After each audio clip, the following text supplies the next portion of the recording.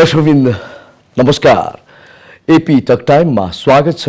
म मनोज जोशी। विश्वव्यापी जलवायु परिवर्तनको असर विश्वले भोग्न बाध्य छ। नेपाल जलवायु परिवर्तनको मुख्य असर परेको देशमध्ये एक हो। जलवायु परिवर्तनका कारण उत्पन्न परिस्थितिलाई नबुझ्ने र यसको निराकरणतिर नलाग्ने हो भने हामीले ठूलो जनधनको क्षति बेहोर्नुपर्छ। यो निश्चित छ, किनभने हाल भइरहेका प्राकृतिक विपत्ति जस्तो कि बाढी, पहिरो, सुक्खा मौसम, अत्याधिक गर्मी पनि जलवायु परिवर्तनको असरले नै हो भन्दा फरक नपर्ला। जलवायु परिवर्तनका असरबाट बच्न नेपालले कस्तो उपाय अपनाएको छ?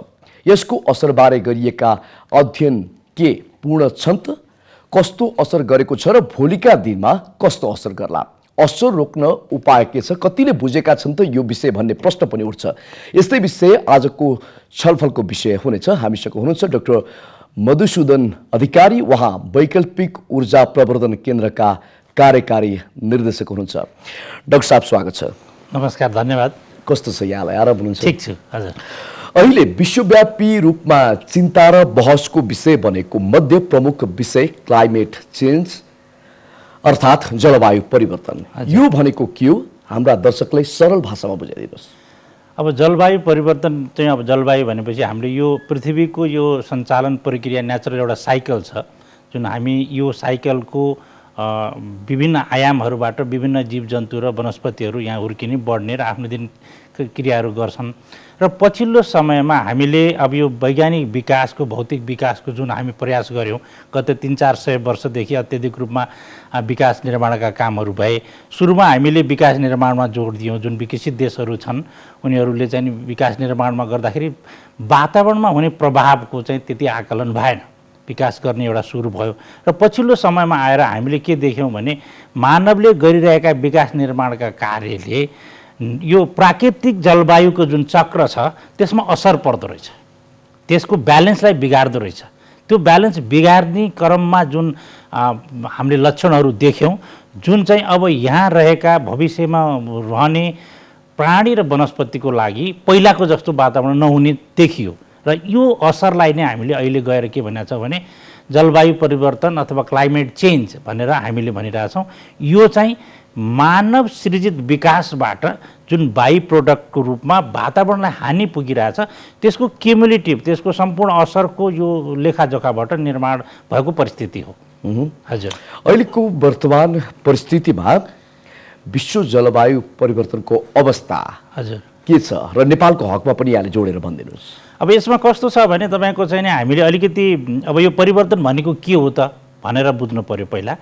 जस्तो हामीले आम रूपले बुझ्दाखेरि कस्तो हुन्छ भने पृथ्वीको जुन तापक्रम हो एउटा रेन्जमा जुन बस्छ, जस्तो एभरेज टेम्परेचर के हुने, विन्टरमा के हुने, समरमा के हुने भन्दाखेरि तपाईँले चाहिँ एउटा तापक्रमको मात्रै कुराले लिनुभयो भने प्रति वर्ष चाहिँ तपाईँको चाहिँ 10 वर्षमा 1 डिग्रीको चाहिँ तपाईँको 0.8 डिग्रीको त्यो हिसाबले टेम्परेचर बढिरहेछ।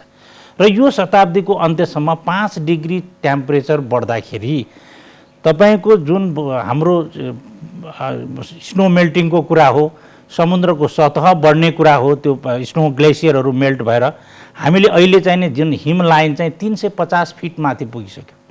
हामी तलै 350 फिटसम्म हिउँ पर्थ्यो आजभन्दा 50 वर्ष अगाडि भने अहिले हिउँ चाहिँ तपाईँको पग्लिँदै गइरहेछ, ग्लेसियरहरू मेल्ट हुँदै गइरहेछ। त्यो हुँदाखेरि एउटा त्यो हाम्रो वाटर साइकलमा त्यसले असर पार्छ। जुन हाम्रो बाष्पीकरण भएर पानी पर्ने र पानी मेन्टेन हुने, टेम्परेचर मेन्टेन हुनेमा असर गर्छ भने अत्यधिक आइस मेल्ट भएर जुन यो शताब्दीको अन्त्यसम्म करिब तपाईँको चाहिँ 1 मिटर समुद्रको सतह बढ्छ अहिलेको बिजनेस इज युजुअलले। त्यो भइदियो भने समुद्र सतहमा अवस्थित देशहरू कति त डुब्छन्। त्यसकारण चाहिँ यो टेम्परेचर बढ्ने कुरालाई चाहिँ रोक्नु पर्यो। यो शताब्दीको अन्त्यसम्म 2 डिग्रीभन्दा माथि टेम्परेचर बढ्यो भने एउटा भयावह स्थिति हुन्छ भने साइन्टिफिक रिसर्च भनेपछि यो जलवायु परिवर्तनले घातक दुर्घटना निम्त्याउने जोखिम कायम छ। यो नेपालमा प्राकृतिक विपत्ति छ नि, हजुर जस्तो बाढी पहिरो हुन्छ, हजुर। कहिले सुक्खा मौसम हुन्छ, अब धेरै पानी पर्ने हुन्छ, कहिले धेरै समयसम्म गर्मी हुने हुन्छ, कहिले धेरै समयसम्म चिसो रहिरहने हुन्छ। यो सबै जलवायु परिवर्तनको असर, क्लाइमेट चेन्जको असर भन्न मिल्छ? अब यसलाई चाहिँ अब सबैलाई चाहिँ हामीले अब केही चाहिँ नि लाक्षणिकहरू चाहिँ हामीले देखेकै छौँ र अहिले भन्दाखेरि अघि यो जुन नेचुरल वाटर साइकलदेखि टेम्परेचरको चेन्जले गर्दाखेरि जुन अब एउटा त अब तपाईँको समुद्रको बाष्पीकरण भएर हिमालमा अथवा चिसो ठाउँमा त्यो कोल्ड भएर त्यसपछि पानी पर्ने भन्ने कुरामा यो अतिवृष्टि अनावृष्टिको जुन साइकल चाहिँ डिस्टर्ब हुने र जस्तो युरोपमा तपाईँको 45-46 डिग्री सेन्टिग्रेड टेम्परेचर भयो, यो कुनै कुनै वर्ष चाहिँ अत्यधिक टेम्परेचर हुने, यो कुरालाई अहिले पछिल्लो पेरिस पछि अस्ति हाम्रो हाम्रो ग्लास्कोमा जुन समिट भयो, यी कुराहरूलाई हामीले अब साइन्टिफिकली के मान्न थाल्यो भने यी सामान्यभन्दा जस्तो समुद्री चाहिँ टर्नेडोहरू आउँछ, हरिकेन्सहरू आउँछ, यी सबै कुराहरू चाहिँ अब यो जलवायु परिवर्तनकै असर हो भनेर हामीले मानेको हुँदाखेरि यी देखिएका लक्षणहरू अब जलवायु परिवर्तनले नै गरेका हुन् भन्ने हामी चाहिँ निर्णयतिर पुग्न थालेका छौँ। यी जुन घटना दुर्घटना भइरहेका छन् नि, हजुर, हामीले सोझै यो जलवायु परिवर्तनको असर हो भनेर ठोकुवा गर्न मिल्ने कुनै आधार छ? अब यसलाई एकदमै सही प्रश्न उठाउनु भयो। यो आजभन्दा 5-10 वर्ष अगाडिसम्म चाहिँ अहिले जुन दुईवटा लास्ट समिटमा हामी चाहिँ क्लाइमेट समिट भन्छौँ, अस्ति भर्खर ग्लास्कोमा भयो, योभन्दा पहिला चाहिँ यो विषयमा डिबेट थियो। यो कति देशहरूले जस्तो विकसित देशहरूले यसको मुख्य ब्लेम पाए नि त, तिमीहरूले गरेको विकासको बाई प्रोडक्टको रूपमा यो आयो भनेर G7 कन्ट्रिजहरू, त्यसमा चाहिँ अमेरिकाको पनि ठुलो चासो थियो पहिला, र अहिले पछिल्लो फ्रान्सको र अहिले चाहिँ ग्लास्कोमा जुन भयो त्यसले के सबै कुराले साइन्टिफिक इभिडेन्सहरूले के देखायो भने अहिले जुन चाहिँ नि हाम्रो नेचुरल क्लाइमेटिक साइकलमा असरहरू देखिन थालेका छन्, यो प्राइमरीली चाहिँ क्लाइमेट चेन्जकै असरहरू हो। अब सबैलाई एकाउन्ट नहोला, तर यसको चाहिँ नि प्रकृति चाहिँ क्लाइमेट चेन्जका प्यारामिटरहरू विज्ञानले गरेका अध्ययनहरूले देखाइरहेको छ। जस्तो यहाँ त थुप्रै वर्षदेखि यो क्लाइमेट चेन्ज सम्बन्धी अध्ययन पनि गर्दै हुनुहुन्छ र यो सम्बन्धी धेरै बुझेर पनि आउनु भएको छ, ठुला ठुला सेमिनारमा पनि भाग लिनु भएको छ। अहिलेको परिस्थितिमा यहाँले यसो मूल्याङ्कन गर्दाखेरि यति धेरै असर गर्ला भनेर यहाँले सोच्नु भएको थियो? होइन, हामी त्यो विज्ञानको कम्युनिटीले नै, हामी जुन विज्ञानका विद्यार्थी हौँ, म पनि यो 30 वर्षदेखि अब इन्जिनियरको हिसाबले अब यो ऊर्जासित सम्बन्धित भएर नवीकरणीय ऊर्जामा काम गर्ने भएको हुनाले यो चाहिँ एउटा चाहिँ नि विकासको बाई प्रोडक्ट, मैले कलेजमै पढ्दाखेरि ग्रिन हाउस ग्यास भन्ने, ग्रिन हाउस इफेक्ट भन्ने चाहिँ हामी 90sमा बल्ल सुरु भएको थियो। त्यो भएको जम्मा 30 वर्ष भयो यसको विषय प्रवेश भएको विज्ञानमा। 20-30 वर्ष बाँको यति धेरै चाहिँ हामीले अध्ययन अध्यापन गरियो कि अब अहिले आएर के भयो भने यो एउटा विज्ञानको कम्युनिटीलाई 90sमा त यो सरप्राइजकै रूपमा भयो, यस्तो किन हुन्छ त?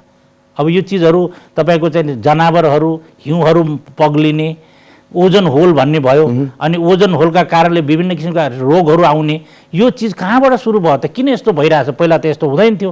तपाईँको चराहरूको वासस्थान परिवर्तन हुने, जनावरहरू नष्ट हुँदै जाने, हिउँहरू पग्लिँदै जाने, अनि यी असरहरूको अध्ययन गर्दै जाँदाखेरि हामीले चाहिँ नि 90sमा के सुरु गऱ्यौँ भने यो चाहिँ साँच्चै भन्ने हो भने हामीले गरेका एक्टिभिटीबाट जलवायुमा परिवर्तन हुन थाल्यो, हामीले गरेको नेगेटिभ इफेक्ट इन्भाइरोमेन्टमा पर्यो, त्यसले देखायो भनेर विज्ञानले सोचे भन्दा अलि बढी असर पारिरहेको रहेछ भन्ने कुरा चाहिँ वैज्ञानिकहरू पनि यसमा सहमत छन्। जस्तो यसको ठुलो समस्या देखियो, यहाँले अहिले भर्खरै व्याख्या पनि गर्नुभयो। अब यसलाई हामीले रोक्न सकिएन भने हजुर भोलिको विश्वमा कस्तो दुर्घटना हुन्छ, कस्ता घटना हुन्छन्, हामी परिकल्पनामै सीमित छौँ। नेपालको हकमा कुरा गर्नुपर्दा हामी एउटा गरिब मुलुकभित्र पर्छौँ, विकासोन्मुख मुलुकभित्र पर्छौँ र क्लाइमेट चेन्जले हामीलाई अहिले बिस्तारै बिस्तारै गाजिरहेको अवस्था छ। अब भन्नुपर्दा जलवायु परिवर्तनका असरबाट बस्न हाम्रो नेपालमा अपनाइएका उपायहरू पर्याप्त छन्? यसो छ, अब जलवायु परिवर्तन महामारीहरू अब संसार सबै एउटै ढुङ्गामा भएकोले असर त सबैलाई पर्छ र हामी जस्तो गरिब देशहरू अथवा विकासोन्मुख देशहरू जहाँ चाहिँ हामी साधन स्रोतहरू चाहिँ तपाईँको कमी छ, यसमा विज्ञानले हामीले अथवा यो जलवायु परिवर्तन सम्बन्धी ठोस चाहिँ नि कार्यनीति कस्तो बनाइयो भने जलवायु परिवर्तनका असरहरू देखिन थालिसके, यसले असर पार्न थाल्यो। जस्तो यहाँले भन्नुभयो अतिवृष्टि, अनावृष्टि, ठुल्ठुला चाहिँ प्राकृतिक दुर्घटनाहरू यी चाहिँ देखिन थालिसके।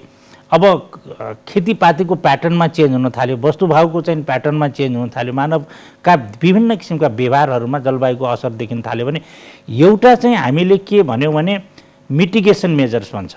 यो चाहिँ तपाईँको यसबाट भइसक्यो, अब यसबाट तुरुन्तै कसरी बच्ने, यसलाई कसरी कम गर्ने भन्ने एउटा मिटिगेसन मेजर्समा हामी जान्छौँ। यसमा चाहिँ मिटिगेसन मेजर्समा हामी के भन्छौँ भने अहिलेको स्थितिलाई बढ्न नदिने। अब जलवायु परिवर्तनको असर जुन मैले अघि टेम्परेचर यो शताब्दीको अन्त्यसम्ममा 5 डिग्रीको टेम्परेचर बढ्नेवाला छ, यस्तो चिजलाई हामीले रोक्नको लागि चाहिँ यसमा मुख्य रूपले चाहिँ तपाईँको ग्रिन हाउस ग्यास भन्छ हामीले। त्यो ग्रिन हाउस ग्यासमा चाहिँ सबभन्दा मेन चाहिँ तपाईँको कार्बन डाइअक्साइड रिलिज कम गर्ने, मिथेन रिलिज कम गर्ने, अरू चिजहरू रिलिज गरेर यसलाई बढ्न नदिने, एउटा त्यसलाई गरी हामी मिटिगेसन मेजर भन्छौँ भने यसबाट भइसकेका प्रभावहरू त पर्न थाले, त्यसलाई चाहिँ एडाप्ट कसरी गर्ने, त्यसको लागि चाहिँ त्यसबाट भएका प्रभावबाट आफ्नो दिनचर्यालाई, मानव सभ्यताका दिनचर्याहरूलाई कसरी अगाडि बढाउने भन्ने कुरा एडाप्टेसन मेजर्सहरूमा तपाईँको चाहिँ काम भइरहेछ। र अर्को थर्ड आस्पेक्ट अहिले पछिल्लो समयमा जस्तै ग्लासगोमा पनि बढी छलफल भएको, अब लस एन्ड ड्यामेज पनि अनप्रोपोर्सनेट भयो, एकदम अनुपातभन्दा बाहिर गए। जस्तो हाम्रा जस्ता देशहरूमा त ठुल्ठुला चाहिँ तपाईँको चाहिँ विपदहरू आउन थाले, त्यसको पनि मेजर गर्नु पर्यो भनेर यसको अब हामीले के गर्ने भन्यो भने विश्व कम्युनिटीले यसमा दुई तरिकाले यसको समाधान खोजेको छ। एउटा अब यो बढ्न नै रोकौँ, किनभने यो विकाससित सम्बन्धित छ, फेरि विकासको खर्च बढ्न सक्छ। यो वातावरण अनुकूलित किसिमका व्यवहारहरू गर्दाखेरि केही समय चाहिँ इन्भेस्टमेन्ट बढी हुनसक्छ, त्यो कसरी जोड्ने र गरिसकेका मुलुकहरूलाई अब रोक्न त सकिएन, विकास सबै रोक्न सकिँदैन। त्यसकारण गरिसकेका जुन चाहिँ विकसित देशहरू छन् उनले ठुलो मात्रामा रकम उपलब्ध गराएर विकासोन्मुख देशहरूमा यसको प्रभावको न्यूनीकरण मिटिगेसनको मेजरमा पनि काम गर्ने र त्यसको एडाप्टेसन गर्नलाई पनि फन्ड एभाइलेबल गर्ने र बढ्न नदिने र सबैले यसबाट भएका असरहरू न्यूनीकरण गर्दै जाने भनेर एउटा किसिमको अवधारणा बन्यो। त्यो अवधारणा बनिसकेपछि सबै कन्ट्रीहरूलाई एउटा के बनाउन लगाइयो भने ल ठिक छ, अहिलेको परिस्थितिमा जुन हामीले सल्लाह गरिरहेछौँ यो बढ्न नदिने र बढेको असरबाट बच्ने तपाईँहरूको कार्ययोजना सबैले दिनुहोस् भनेर हरेक देशले चाहिँ नेसनली डिटरमाइन्ड कन्ट्रिब्युसन भनेर UNCCCमा सब्मिट गरेका छौँ। हामीलाई जलवायु परिवर्तनको असरको न्यूनीकरण गर्नको लागि यी कार्यक्रमहरू चाहिन्छन् र यति पैसा चाहिन्छ भन्दाखेरि नेपालले पनि एउटा NDC 2 भन्ने सब्मिट गरेका छ। त्यसको करिब खर्च तपाईँको $50 अर्ब भनेका छौँ। अब त्यो $50 अर्ब कहाँबाट जो गर्ने भन्ने कुरा च्यालेन्ज छ र यो NDCबाट आएको हामी एम्बिसन भन्छौँ, एउटा चाहिँ महत्त्वाकांक्षा, यो कामलाई म्यानेज गर्नलाई हुने महत्त्वाकांक्षी योजनालाई चाहिँ अब ग्लोबल कम्युनिटीले के गरेछ भने एउटा ठुलो चाहिँ विकास खर्च चाहिँ जोड्नु पर्यो र त्यस जोडेको विकास खर्च चाहिँ विकसित देशबाट विकासोन्मुख देशतिर पठाएर विकासोन्मुख देशका प्र्याक्टिसेसहरूलाई वातावरण मैत्री बनाउनु पर्यो र उनीहरूलाई असरबाट न्यूनीकरण गर्नु पर्यो भन्ने हिसाबमा जाँदैछ। अब यहाँले भने जस्तो नेपालकै कुरा गर्दा नेपाल चाहिँ यो वातावरण प्रदूषणमा कन्ट्रिब्युसन गर्नमा 0.025% मात्रै यसमा सहभागी छ, एकदम न्यून छ भने यसको असरका पहिला 10 देशमा नेपाल पनि पर्छ। प्रमुख देश यसभित्र असर प्रभावमा पर्ने प्रमुख 10 देशमा नेपाल पनि पर्छ र नेपालको मुख्य रूपले हाम्रो माउन्टेन इकोलोजीमा हामी चाहिँ अब यो हिम पर्वत श्रृङ्खला जुन हिन्दुकुश रिजन छ यसमा माउन्टेन इकोनोमीमा चाहिँ माउन्टेन इकोलोजीमा चाहिँ मुख्य रूपले चाहिँ आइस मेल्ट हुँदै गयो भने एउटा त तुरुन्तै के देखिने भने ग्लेसियर चाहिँ मेल्ट भइसकेपछि ग्लफहरू आउँछ, यो चाहिँ तपाईँको चाहिँ हिमतालहरू फुटेर जोखिमहरू सिर्जना गर्ने र हामी सबै नदी पानी प्रणाली सबै चाहिँ हिमालयमा बेस भएको हुँदाखेरि हाम्रा सारा सिस्टमहरू जुन पानीका सिस्टमहरू कल्बलिन्छन्, त्यसले पछि तपाईँको चाहिँ हाम्रो भूक्षय, बाढी, पहिरो अनि त्यसपछि सुक्खा जुन अहिले देखिरहेछ र यसको असर चाहिँ द्रुत रूपले अगाडि बढ्छ। किनभने सबभन्दा ठुलो असर मध्येको एउटा हिमाल पग्लिने, अर्को समुद्र बढ्ने। समुद्रको छेउमा बस्ने पनि उत्तिकै जोखिममा छन्, किनभने ऊ डुब्दैछन् भने हामी के हुँदैछौँ भने हिमाल आइस विहीन हुँदैछौँ। जुन सभ्यता, जुन विकास, जुन पानीको स्रोत आइस हो, ती चिजहरू वातावरणका कुरा पनि भए, यो वाटर साइकलमा नि फरक पर्छ। बङ्गालको खाडीबाट बाष्पीकरण भएर हिमालयमा ठोकिएर नै पानी पर्ने हो, हिमालय नै चिसो भइदिएन त कहाँ पानी पर्छ।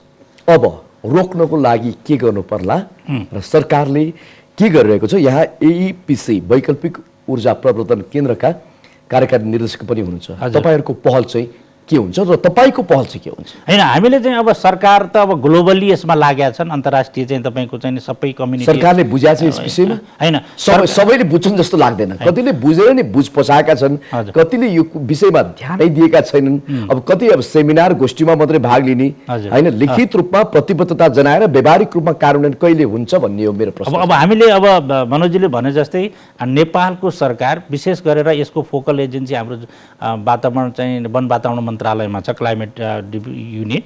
अब हामीले अन्तर्राष्ट्रिय प्रतिबद्धता र कमिटमेन्ट र इन्फर्मेसन सेयरिङ गर्ने सबै सेसनमा हामी चाहिँ सबैमा पार्टिसिपेट छौँ। अहिले पछिल्लो समयमा जुन क्लाइमेट समिट भयो त्यहाँ हाम्रो सम्माननीय प्रधानमन्त्री नै उपस्थित भएर 2-3 जना मन्त्री हुनु, इभन हामी सबै धेरै नै मान्छे पुगेका थियौँ। त्यहाँको सन्देश सबैले बुझेकै छौँ। र अब साधन स्रोतका कुराहरूको कमी र एउटा कुरा के छ भने यहाँले भने जस्तै अब हाम्रो समयको पाबन्दी लिएर छोटो बनाउँदाखेरि यो चाहिने जुन अन्तर्राष्ट्रिय अघि तपाईँले भने जस्तो एउटा कोष खडा गरे, यो सबैको लागि चाहिँ अब विकासशील देशहरूले स्रोत जुटाएर ल्याउने भन्ने एउटा ग्रिन क्लाइमेट फन्ड भन्ने छ।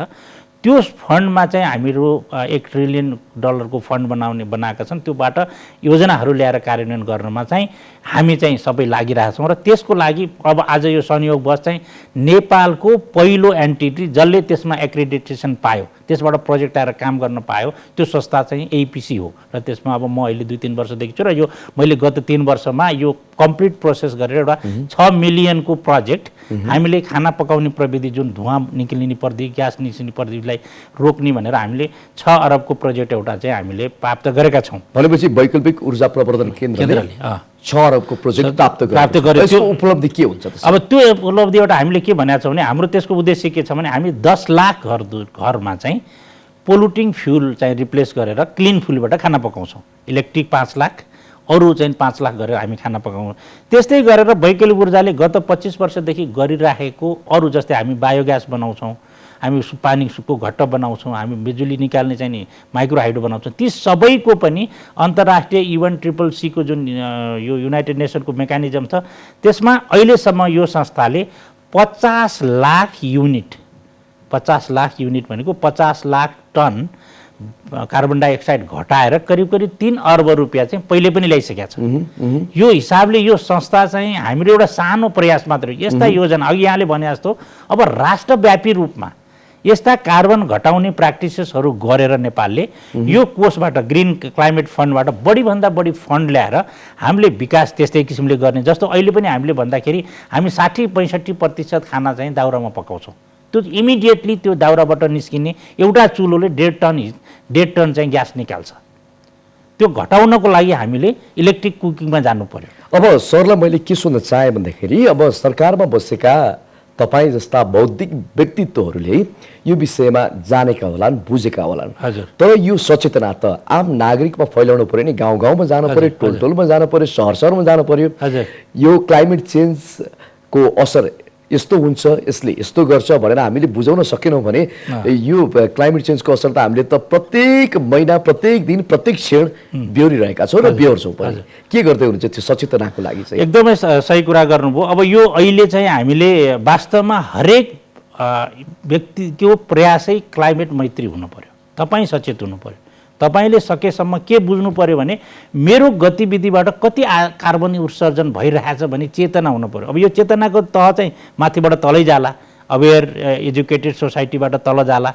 तर यो यहाँले भने जस्तो अत्यन्त महत्त्वपूर्ण कुरा चाहिँ यो चाहिँ सबैलाई क्लाइमेट चेन्ज हुँदैछ, हामी त्यो क्लाइमेट चेन्जमा इन्डिभिजुअली कन्ट्रिब्युसन गर्न सक्छौँ। ग्लोबल्ली के भनेको छ भने अहिले एउटा नारा छ कार्बन न्युट्रल, जस्तो र तपाईँ र म जस्तो मान्छे चाहिँ कार्बन न्युट्रल हुने।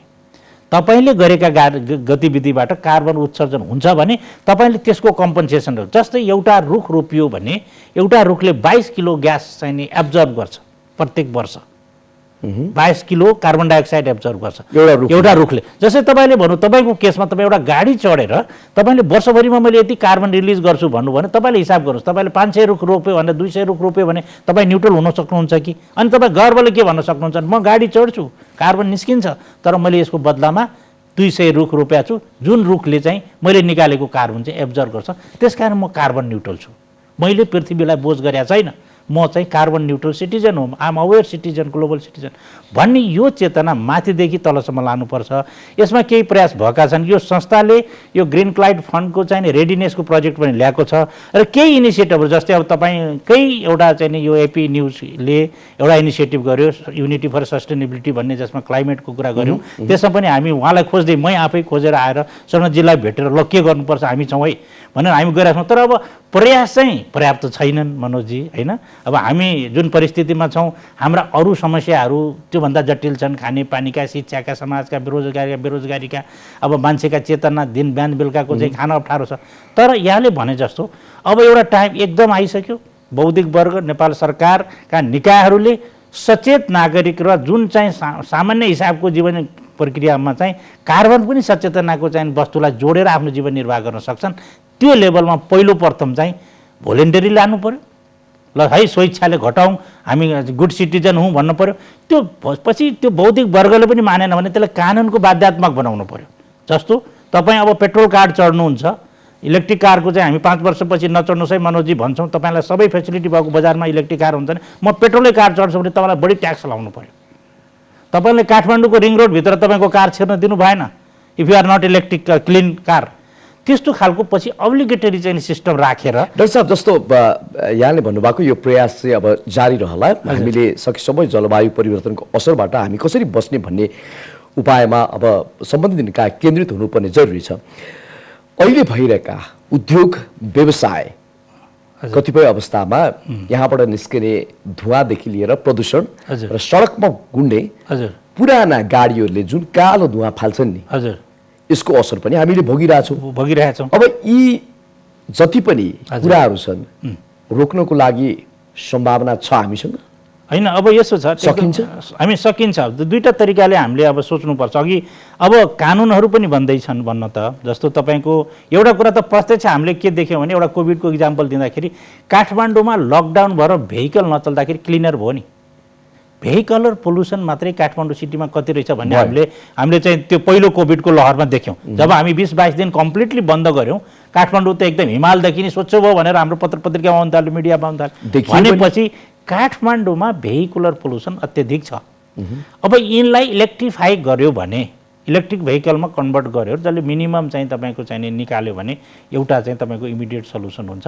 जुन कुरा चाहिँ अहिले संसारभरि एउटा जस्तो नर्वे जस्तो देशले 2030 सबै इलेक्ट्रिक भेहिकल चलाउने भन्यो उनीहरूले। अब काठमाडौँमा चाहिँ अहिले हामी जस्ता दिनमा 200-300 किलोमिटरसम्म हिँड्ने मान्छेलाई बेलुका लगेर चार्ज गरेर त्यो निकालेर बेलुकासम्म पुग्दाखेरि मजाले 300 किलोमिटर चल्ने हामीले चाहिँ एक चार्जमा चल्ने गाडीहरू अभाइलेबल छन्, जुन निकै कम कर, सरकारले नीति पनि ल्याएको छ कर कट्टी गरेर। अहिले पछिल्लो सरकारहरूले यो चाहिँ कर कम गरेर तपाईँको चाहिँ 20-30% मात्रै प्राइभेट भेहिकलहरूमा कर लाग्छ, जहाँ कि पेट्रोल कारमा धेरै लाग्छ। त्यस्तै गरेर क्लिन कुकिङको चाहिँ तपाईँले अघि भने जस्तो हामीले चाहिँ जे जति चाहिँ धुवाँ निकाल्छौँ पकाउनलाई, अब त्यसपछि तपाईँको चाहिँ यो इन्डस्ट्रीको उसमा पनि अहिले हामी भुस प्रयोग गर्छौँ, कोइला प्रयोग गर्छौँ, हामी ब्रिक इन्डस्ट्रीमा चाहिँ हामी एकदम क्रुड चिजहरू प्रयोग गर्छौँ। धुवाँ निस्क्यो भन्ने बित्तिकै तपाईँको त्यो अनबर्न चाहिँ कार्बन डाइअक्साइड, कार्बन मोनोक्साइड निस्क्यो, त्यसलाई प्रशोधित फ्युलमा जानुपर्छ। तर अब यी कुराहरूमा हामीले आफ्नै हिसाबले चाहिँ के चाहिँ अलिकति चाहिँ अझै यसको स्पिड चाहिँ बढाउनु पर्ने, तदारुकता अझै देखाउनु पर्यो। ऊर्जा दक्षता र संरक्षणका लागि आवश्यक कानुनको जटिलता छ भनेर यहाँले हजुर केही कार्यक्रमहरूमा भन्नुभएको। हजुर, के कानुनी जटिलता छ यहाँलाई? होइन, हामीलाई यस्तो छ, यसमा कस्तो छ भने अब हामीलाई चाहिँ नि अब 2-3टा कुराहरू छन्। जस्तो अब हामी जुन ऊर्जाको चाहिँ खपतका विषयहरूमा जस्तो मैले कुरा गरेँ, तपाईँले चाहिँ हामीले बजारमै पनि हेर्दाखेरि एलपिजी ग्रुपलाई चाहिँ जस्तो क्लिन कुकिङमा लान सजिलो छ, राम्रो रिलायबल सिस्टम इलेक्ट्रिक कुकिङ दियो भने। तर गाउँघरमा इलेक्ट्रिक कुकिङ गर्नुहोस् भनेर मात्रै साध्य छैन। अब जुन ट्यारिफ छ, बिजुलीको रेट छ, उनीहरूको आय स्रोतसँग त उनी दाउरा भुस केही प्रयोग गरेर गरिरहेछन्। महिनाको 600 रुपियाँ, 700 रुपियाँ, 1000 रुपियाँ खाना पकाउन लायो भने उनीहरू तिर्न सक्ने छैनन्। अब त्यस्तो हिसाबका परिस्थितिमा जुन हामीले चाहिँ चाहेर पनि चाहिँ नीतिगत जटिलताहरू हाम्रो आर्थिक स्थितिका कारणले गर्दा पनि छन् भने अब ठुलो लेभलमा आजैको आजै हामीले चाहिँ सबै ठाउँमा बिजुली पुर्याएर खाना पकाउन सक्ने स्थिति पनि छैन। हामीले बनाएका इन्फ्रास्ट्रक्चरहरूलाई चाहिँ रिप्लेस गर्नुपर्ने हुन्छ, धेरै पावर। जस्तै काठमाडौँमा पनि सबैतिर चाहिँ 2 दिन चिसो भयो माघमा भने सबैले हिटर बाल्यो भने बत्ती गयो भन्ने बुझे हुन्छ नि, टोलमै बत्ती जान्छ नि, किनभने पावर पुग्दैन। त्यसकारण चाहिँ यी हामीले अब यस्ता विषयहरूलाई चाहिँ हामीले जुन पहिला चाहिँ हामी जीविकोपार्जनका लागि बनाएको थियौँ, 10 घर छन् भने सानो एउटा पोल लगेर त्यहाँ बत्ती टुक टुक टुक बालिदिन्थ्यौँ, त्यो बिचमा सबै घर अब मल्टी स्टोरी बिल्डिङ भए।